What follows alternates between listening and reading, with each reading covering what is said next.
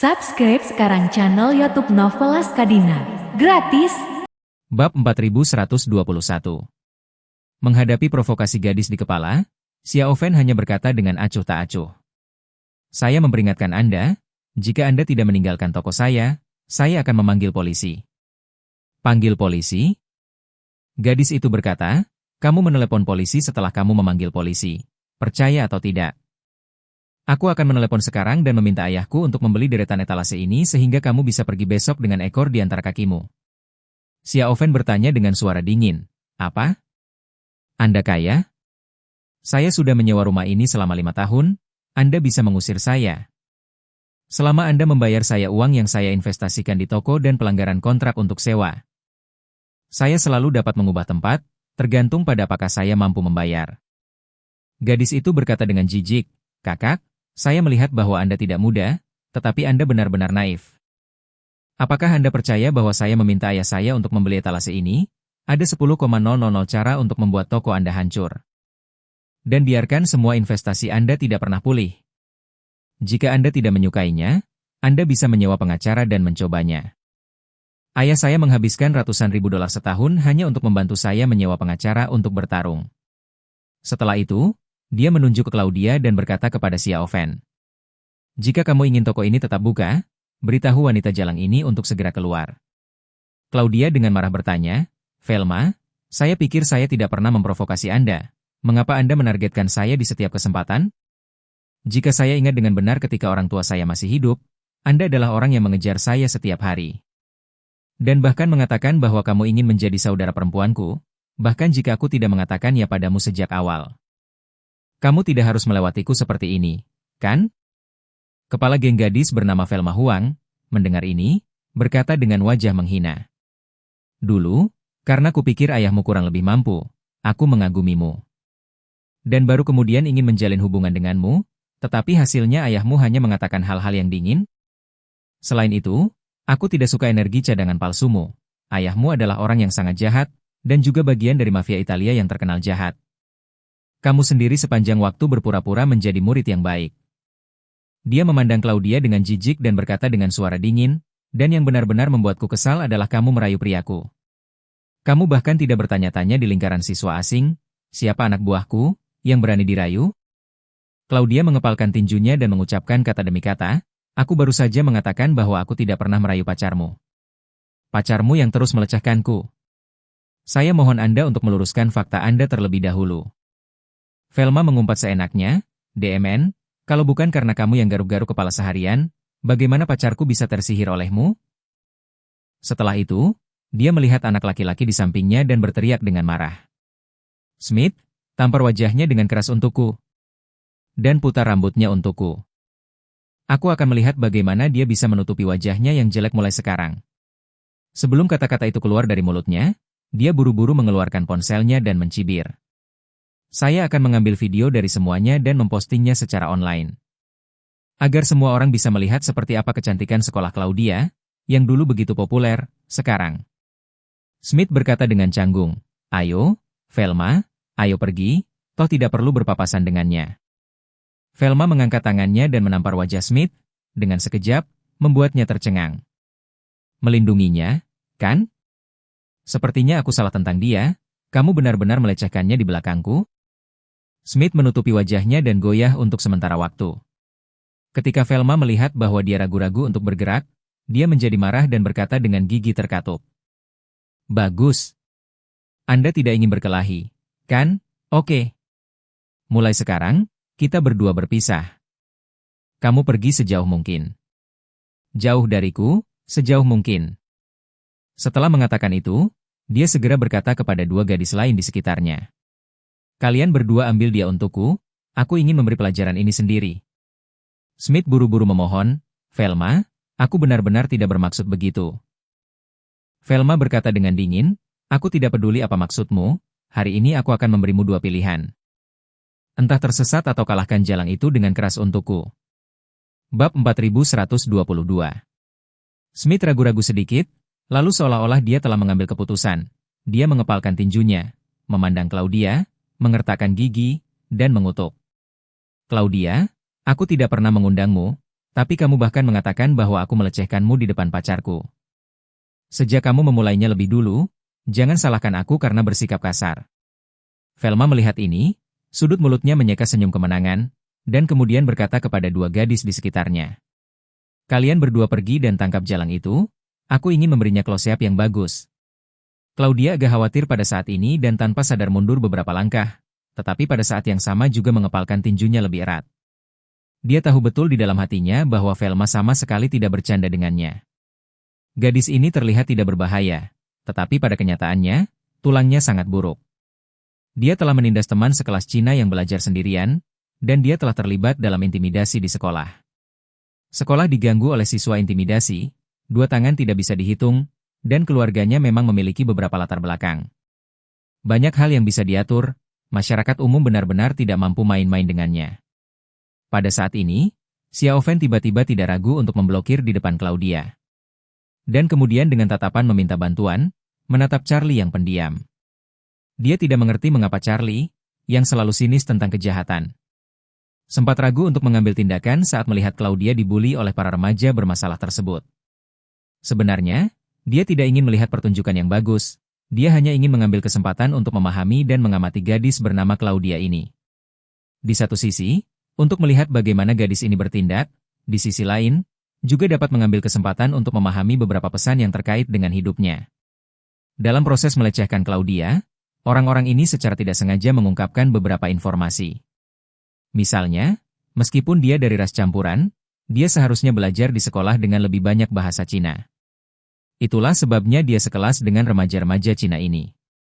Misalnya, ayah Claudia adalah anggota mafia Italia. Dan meskipun perilaku Velma sebelumnya yang secara aktif berteman dengan Claudia, dapat dilihat bahwa ayah Claudia pastilah tokoh berpangkat tinggi di mafia selama hidupnya. Charlie bahkan menebak bahwa Claudia kemungkinan memiliki sedikit keterampilan. Karena jangan lihat tubuhnya yang sedikit kurus, tapi menurut Charlie, tubuhnya menunjukkan rasa kekuatan yang tersembunyi, dia tampaknya lebih kuat dari rata-rata orang, tampilan tidak banyak latihan. Dia bahkan merasa, tidak melihat keempat remaja bermasalah ini berteriak sangat kuat. Tapi pertarungan sebenarnya, gabungan 4 orang, mungkin bukan lawan Claudia. Namun, ketika dia tiba-tiba melirik Xiao Fen dan melihat bahwa matanya tampak penuh keraguan dan kebingungan tentang dia, dia tahu bahwa dia tidak bisa terus menonton pertunjukan. Jika dia terus menonton, saudara perempuannya, yang tidak yakin mengapa, akan kecewa padanya. Jadi, dia segera maju, memblokir tubuh Smith, dan dengan ringan berkata, "Saya melihat bahwa beberapa dari Anda adalah orang Cina, di luar dan di sekitar. Bukankah orang tua Anda mengajari Anda untuk tidak menonjolkan diri?" Velma memutar matanya ke arahnya, berkata dengan wajah menghina, "Rumput, siapa kamu? Apa artinya bagimu?" Charlie mengerutkan kening, memandang Smith itu, mengulurkan tangan dan menepuk bahunya, dengan serius berkata, "Adik laki-laki, mulut pacarmu benar-benar terlalu bau, ini bahkan bukan pertengkaran, apakah kamu masih menunggu tahun baru?" Begitu kata-kata Charlie jatuh, Velma itu seolah-olah ekornya telah diinjak, mengutuk dengan marah. "Kau bilang mulutku bau? Percaya atau tidak, aku akan memanggil seseorang untuk datang dan mengobrak-abrik mulutmu." Velma marah, tetapi tidak pernah bermimpi bahwa pacarnya yang selalu menuruti perintahnya tiba-tiba berbalik dan menatapnya dengan gigi terkatup, berkata dengan suara dingin, "Mulutmu bau." "Rumput." Mata Velma melebar dan dia mengutuk, "Smith, apa yang kamu katakan tentang aku?" Dia berteriak dan meraung, "Ku bilang mulutmu bau." Setelah itu, dia segera bergegas ke depan, meraih kerah Velma, dan mengayunkan tangan kanannya ke wajah Velma, menamparnya dengan keras. Ini membuat semua orang di tempat kejadian, kecuali Charlie, tampak tercengang. Bab 4123. Terutama 2 pengikut Claudia dan Velma. Mereka dulu adalah teman sekelas dan tahu betul betapa rendahnya Smith di depan Velma. Selama dia tidak bahagia, dia bahkan tidak berani bernapas di depannya. Dan Velma akan meninju dan menendangnya karena ketidaksenangan sekecil apapun, bahkan di sekolah. Jadi tidak ada yang menyangka bahwa dia akan tiba-tiba menyerangnya. Dia sendiri juga bingung. Dia belum pernah dipukuli dalam 18 tahun hidupnya, tetapi dia tidak menyangka bahwa Smith, yang seperti anjing di sisinya, berani memukulinya, jadi dia berteriak dengan marah. "Smith, beraninya kau memukulku? Aku akan membunuhmu, dasar bajingan. Smith sangat marah sehingga dia menampar lawannya dengan serangkaian tamparan, membuat pipinya memar dan darah merembes dari sudut mulutnya. Tapi dia masih belum puas. Kamu hanya memiliki uang busuk di keluargamu, mengapa kamu begitu bangga padaku? Aku akan menghajarmu sampai mati. Velma diberi selusin tamparan berturut-turut, seluruh kepala orang itu linglung dan bengkak, yang memegang telepon di tangannya. Tapi karena momen yang tiba-tiba dia tidak memegang telepon dan jatuh ke tanah. Charlie melihat ini, mengambilnya dengan tangan, menemukan bahwa Velma telah membuka platform video pendek, dan bahkan siap untuk merekam, jadi dia tertawa. Kamu berteriak pada saudari ini dan kamu ingin merekam video, tetapi itu jatuh ke tanah. Sepertinya tidak nyaman untuk menembak, atau aku akan membantumu. Setelah mengatakan itu, dia langsung mengklik tanda plus di layar, kamera langsung mengarah ke wajah Velma, menekan tembakan. Pada titik ini, amarah Velma telah hilang. Ayah kaya, tapi uang jauh tidak bisa menyelamatkan tamparan dekat. Meskipun Smith sedikit pengecut, tapi setidaknya dia juga seorang pemuda 1,8 meter. Kualitas fisik memiliki keunggulan yang menghancurkan atas Velma. Jadi puluhan menamparnya terus-menerus seperti permainan, tidak ada lagi kemampuan dalam dirinya untuk melawan. Kerumunan menyaksikan wajah Velma dipukuli menjadi kepala babi, dua pengikut cemas seperti semut di hotpot. Berdiri dan menonton tidak bisa naik untuk menghentikannya sekarang. Lagi pula, mereka juga takut Smith kehilangan akal sehatnya dan menangkap mereka berdua untuk bertarung bersama. Charlie melihat Velma ini dipukuli hingga hampir pingsan, jadi dia berhenti merekam, lalu mengklik unggah. Segera setelah itu, dia menepuk bahu Smith dan berkata dengan wajah mencela. Hei, nak, kamu terlalu bodoh tentang belas kasihan. Bagaimana kamu bisa memukuli seorang gadis sampai mati? Smith berhenti bergerak dengan kebencian dan mengutuk dalam kemarahan. Yuk! Pelacur ini, mengatakan jelek saja tidak cukup, kuncinya juga sialan B, TCHY sampai mati. Bergantung pada keluarga memiliki uang busuk, setiap hari saya tidak mengatakan sepatah kata pun, tetapi dia tidak pernah berhenti meneriaki saya sepanjang hari. Aku sudah lama bertahan dengannya. Saya memukulinya sampai mati. Charlie memotret wajah Smith dengan ponsel Velma, lalu naik dan memasukkan ponsel itu kembali ke tas bahu LV Velma. Kemudian menepuk bahu Smith dan berkata dengan suara serius. Oh, bahkan jika kamu marah, kamu tidak bisa memukul terlalu keras, lihat gadis kecil yang kamu pukul. Ayahnya sendiri hampir tidak bisa mengenalinya, itu terlalu berlebihan.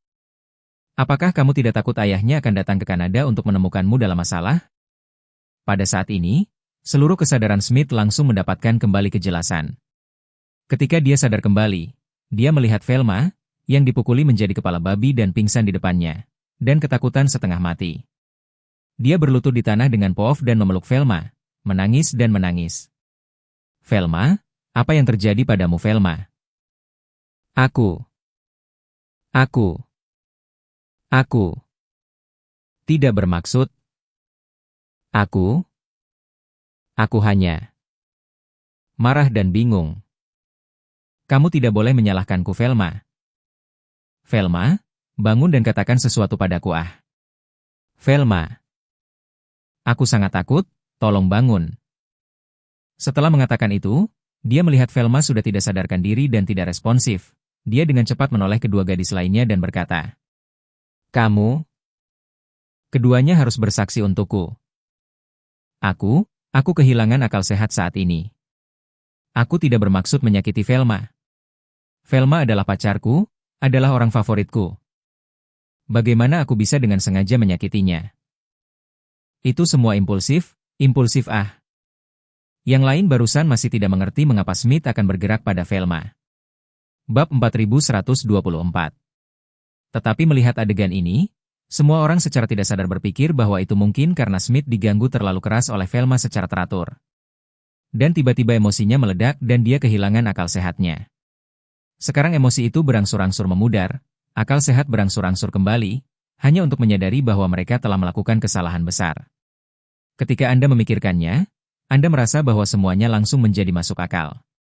Bahkan Smith sendiri, dia berpikir bahwa dia baru saja kehilangan akal karena dia marah. Apa yang paling dia khawatirkan sekarang adalah bagaimana masalah ini harus berakhir. Jika Velma tidak mau melepaskannya setelah dia bangun, maka dia benar-benar selesai. Charlie menghela nafas dan berbicara kepada Smith, Oke, jangan menangis di sini, prioritasnya sekarang adalah bergegas dan membawanya ke rumah sakit. Atau dia akan benar-benar mendapat masalah, hidupmu sudah berakhir. Smith kemudian kembali ke akal sehatnya dan berkata dengan panik. Ya, ya, cepat ke rumah sakit. Kita harus buru-buru ke rumah sakit. Hubungi nomor darurat. Baru saja selesai, lalu dia menggelengkan kepalanya dan berkata pada dirinya sendiri. Tidak. Ambulansnya terlalu lambat, jika terjadi sesuatu, itu akan menjadi masalah. Rumah sakit umum tidak jauh dari sini. Aku akan naik taksi untuk membawanya ke sana. Mengatakan bahwa dia bergegas untuk menahan Velma, lalu kehilangan jiwanya dan berlari keluar. Charlie melihat kedua pengikut itu masih berdiri bisu, jadi dia berbicara. Kalian berdua masih berdiri diam untuk apa? Mengapa kamu tidak bergegas dan mengikuti? Baru pada saat itulah kedua pria itu kembali sadar, saling memandang, dan buru-buru juga meraih pintu dan mengejar mereka. Xiao Fen saat ini menarik napas panjang, menghela nafas. Orang-orang yang benar-benar jahat memiliki kejahatan mereka sendiri. Aku melihat bahwa Velma 10 atau 20 hari ke depan tidak dapat meninggalkan rumah sakit. Charlie mengangguk dan berkata dengan santai, aku baru saja menggunakan ponselnya untuk mengirim video pendek, diperkirakan untuk waktu yang lama. Dia tidak memiliki wajah untuk keluar bahkan jika dia sudah sembuh.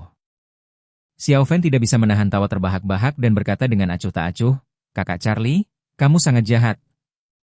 Mengatakan itu, dia tidak bisa menahan perasaan. Sepertinya Smith, yang sering diganggu oleh Velma itu selama hari kerja. Dia seluruh orang benar-benar kehilangan akal sehatnya.